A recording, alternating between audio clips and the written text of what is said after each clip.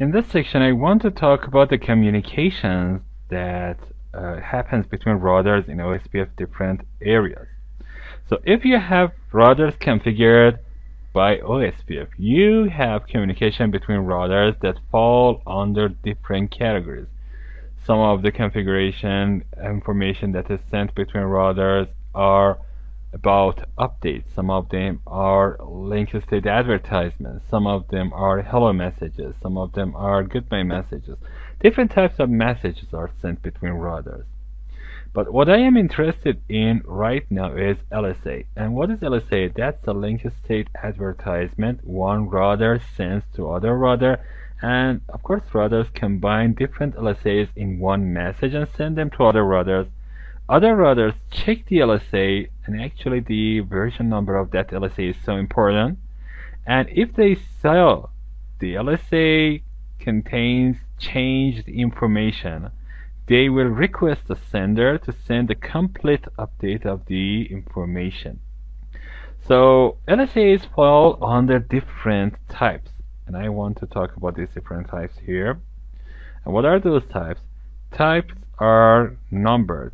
Type 1 is a router LSA. And what is a router LSA? Each router creates some information about its own connected networks and have it in its memory, and also it sends it to other routers, such as router 2 or router 3 that is connected to router 1. So in one area, every router has information about connected networks of other routers. So router 1 in area 123 has router, LSAs from router 2 and router 3. The second type of, the LSAs is called network LSA, and it is created by designated router. So if you have a broadcast network between router 1 and router 2, or if you have different routers in one subnet, one of them will be a designated router. It will gather all the LSAs from other routers and it will send them a network, LSA containing information about the whole network. Type 3 is called a network summary. So make sure that this is network summary and not a summary. What does it mean? Router 2, for example, is an area border router. It will create some network information from area 0 and send it to area 1, 2, 3. And also it will create some information about area 1, 2, 3 and send it to area 0. This is called network summary LSA. We have another type of LSA that is called ASPR summary. And ASPR, we don't have any ASPR right now, but in the next section I want to create an ASPR. ASPR is a router that has OSPF and some other routing protocol running at the same time on it.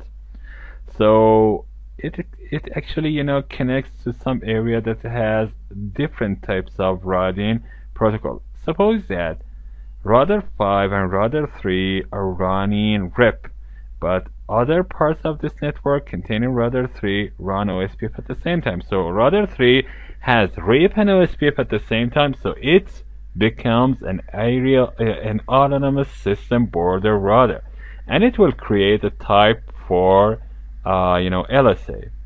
Type 5 is called AS external. So let me type it. Autonomous system external LSA, and it is created by an autonomous system border router when it has redistribution. I'm going to talk about this later.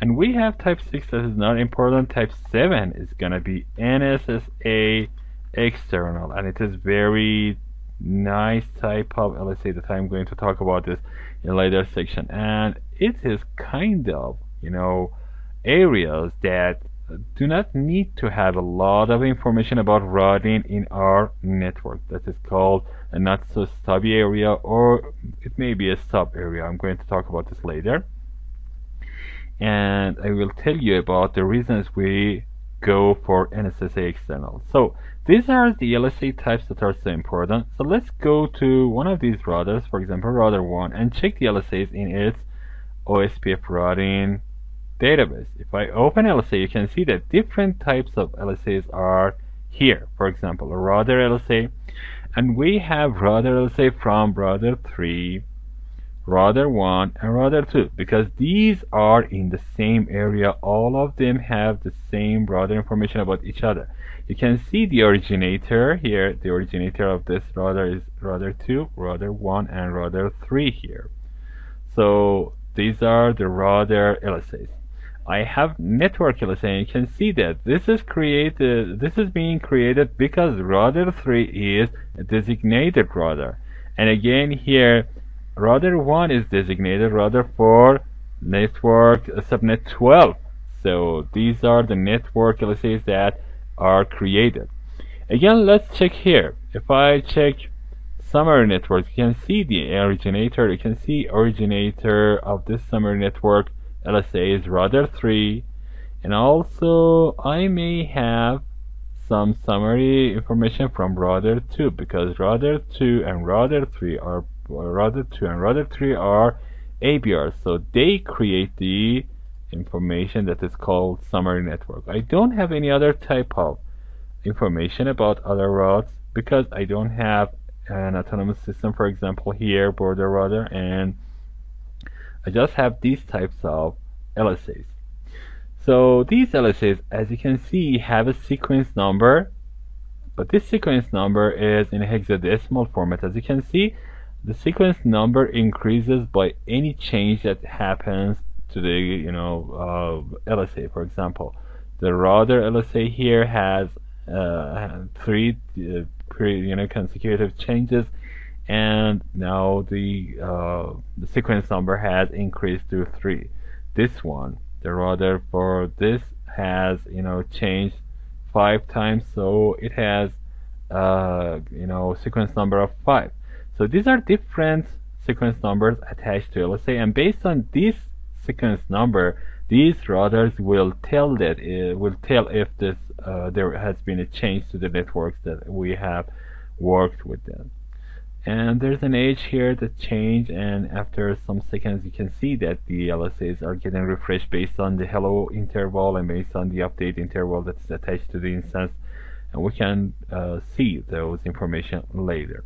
Okay, so now that we know about LSAs,